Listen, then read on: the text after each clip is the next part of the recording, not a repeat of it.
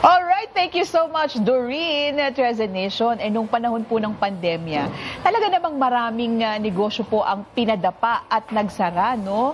Pero merong ilan din naman na ito ang naging simula po para ang isang bagong pagkakakitaan ay mabuksan. Ngayon po, ang guest natin, from being a makeup artist noon, isa po siyang magaling na coffeepreneur ngayon. Opo. Ang president and founder ng Sip and Chug Coffee, si Miss Sais Montes. Happy Trese morning po sa inyo. And welcome to the show. Happy Trese morning, Miss Sai. Ako, looking by it, na-excite na ako. And I know mga co-hosts natin dito, mga kasama natin sa Trese morning, excited din dito. Sobrang trending siya, in siya sa mga Gen Z. Tama ba? Yes. Opo. Kailan po ba at paano po nagsimula ang inyong negosyo? Well, this is very interesting kasi yung Sip and Chug Coffee started po not as a business, pero during the pandemic, remember, parang we're all constrained sa isang lugar, ganyan. Tapos, isa lang yung pwedeng lumabas ng bahay. Very outgoing ako. So, hindi ako makalabas ng bahay. So, sabi ko, oh my God, kailangan ko gumawa ng way para meron ako makausap. So, what I did was, since mahilig po talaga kami ng husband ko sa coffee, so I have all the equipments and everything sa bahay namin. So, I just, parang naglagay lang ako ng small folding table sa harap ng gate namin. Tapos, I started selling brewed coffee, ganyan. Tapos, this in cups before. That's how it started. Tapos, until nagulat ako, mga kapitbahay ko pala also wanted the same thing. Gusto nila ng coffee, gusto nila lumabas, gusto nila ng tambayan. So, nagulat ako, kumakatok na sila every night sa akin. Parang, ate, kailan po ka? Magbubukas ka mamaya. So, I was forced to open every night until it became a business na talaga. Ibig sabihin lang nun, ma'am, masarap yung timpla mo. Yes, thank you. Thank you so much. Yeah. But I'm curious, Miss Sai, ikaw ba mismo mahilig ka rin sa kape? That's why naisip mo na eto. And ano bang mga produkto? Nakita ko kasi ang daming variations nitong coffee natin sa harap, ano? Ngayon, gano'n ka nagsimula and ano na yung Pero when you started, hindi pa cold brew, right? Actually, I started with cold brew cold talaga. brew na agad, Yeah. oo. Pero we also have like a mocha pot na parang coffee-based that we use. But cold brew has always been there. So this is actually a secret thing na pinapadala ko lang sa kapatid ko, sa mga family members. Until I realized, na sabi ko, bakit hindi ko i-full on blast na gawin ko na lang siyang bottled cold brew. Ang daming variants. Ano-ano po, ilang klase po yan lahat? Yung naka-display sa atin Actually, ngayon. we have 8 flavors po. We have all the flavors na hinahanap po talaga usually ng customers namin, from the unsweetened Americano, the one that you can see there, Yes, oo. up to the very sweet caramel macchiato. So they have cappuccino rin. Yes, Oo, we yung have cappuccino cappuccino. medyo strong. Vanilla cream. Yes, Oo. we have vanilla, we have Americano, cappuccino, we have vanilla cream, we have mocha, we have latte, which is also one of our first concoction talaga. Latte, Spanish latte, caramel macchiato, and strawberry latte. Miss Sai, I'm curious lang, because as a coffee lover, ano yung beans na ginagamit natin dito sa mga kape natin? Well, the beans that we use are all local. Kasi we started during the pandemic, and I also felt sad na yung mga gusto kong brands and stores, nagsara sila. So, that's when I said na, if I'm going to make this into a business, I vowed na I will really support local. So, even up to our packaging, lahat local. Meron ba kayong parang middleman o you go straight to the farmer? As much as possible, we go straight to the farmer kasi we Good. want them also to have like a better margin for it. Kasi if we go the middleman route, so of course, it's a business. So sometimes, Medyo hindi tataas nila- pa rin ang ninyo, ang Yes. cost, no? Yeah. Oo. But speaking of the packaging, nako Miss Alice, sa mga Gen Z, talagang patok na patok yung mga ganito kasi very aesthetic, Yeah. pwedeng pang-post sa kanilang social media. Kita ko agad yung mukha mo kayo. Nakita mo yung kape. I love it. So, Excited paano tayo siya. nag-come up with this look on your business, Miss Sai? Actually, I have a background din naman sa design. So, actually, aside from being a makeup artist, I'm a digital marketing consultant. So, medyo may idea naman ako, but it became like this kasi through the help of government agencies na yun, kasi we're very active. So, We've been, DTI has been helping us. Ganyan. So, mga little comments nila, I always take note of it. And even customers namin, suppliers namin, ganyan. So, may nagsabi na, dapat lakihan mo yung logo, dapat ganito, ganyan. So parang na-perfect namin yung label consultant sa inyo ang DTI. And aside Yes. from that, I understand, sila rin ang tumutulong sa inyo para magkaroon kayo ng exposure sa ibang market. Kasi Yes. sila ang nag-organize ng mga trade fair na pinapasalik nila kayo doon Yes. at a very minimal cost, right? Yes, Oo. yes. So, DTI has helped us in the beginning. And until now naman, nandun pa rin sila. They already help us. But also, through our pop-ups, we meet a lot of people now who opens na so many doors for us. Ma'am Sai, can you briefly talk about yung timeline lang, from the time na na-conceptualize mo siya during pandemic, up to nakapag-come up na kayo ng maayos ang packaging at na-i-market nyo na siya, na-ipasok nyo na siya. I understand, nasa mga malls na rin kayo, may mga pop-ups kayo. So, gaano ba katagal yun at gaano kahirap o kadali yung proseso?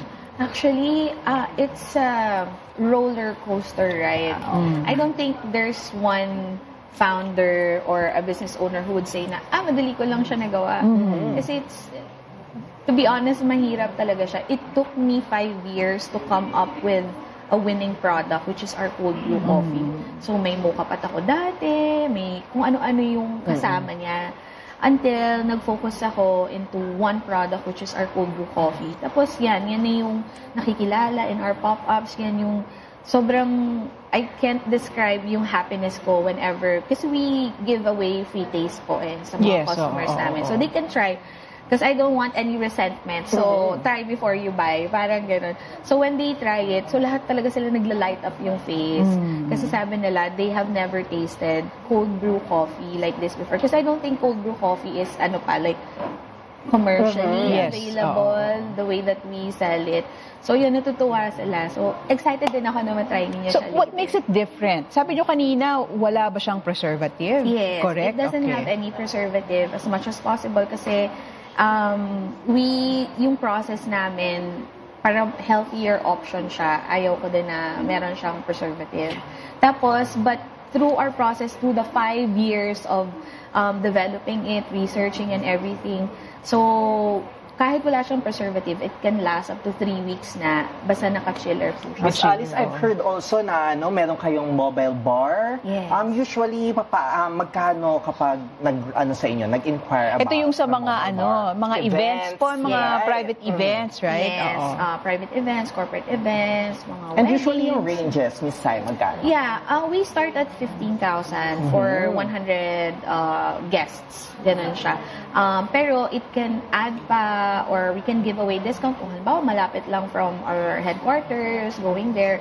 Tapos mag-a-add na lang siya, lalo na like for example, next week we're in Zambales. So yun, may mga ganun, kung saan na talaga kami napupunta. Oo.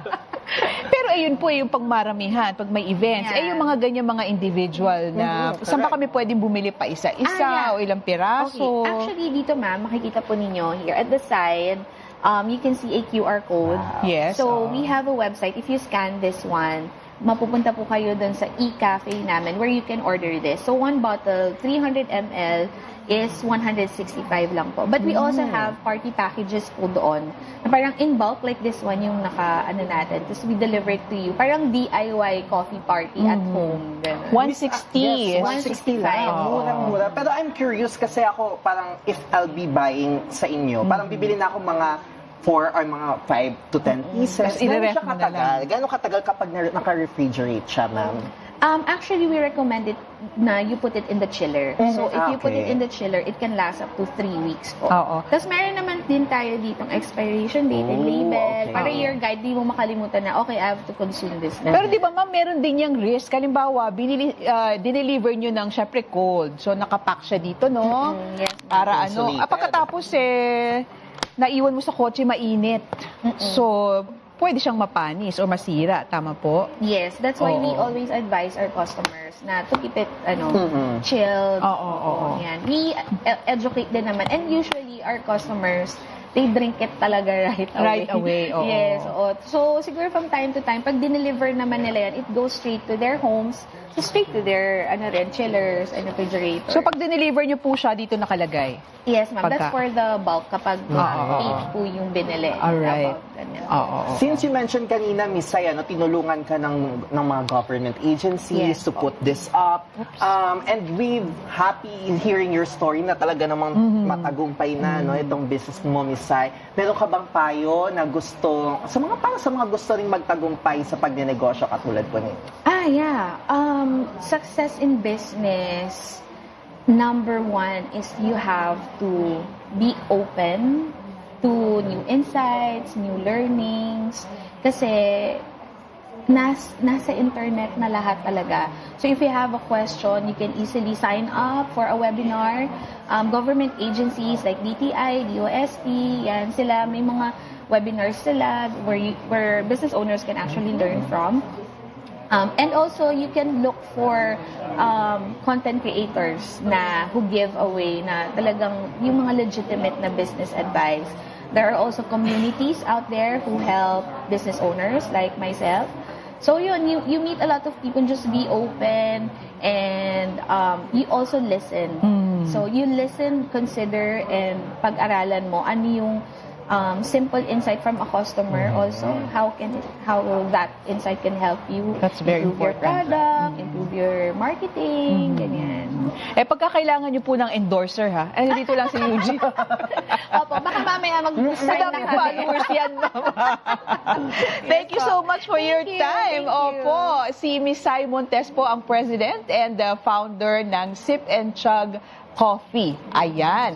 Ang Sip and Chug Coffee po, mga kaibigan, ay patunay na kahit po sa panahon ng pagsubok, pwedeng i-brew ang tagumpay. Mula sa simpleng simula hanggang sa isang negosyong may puso at malasakit sa komunidad.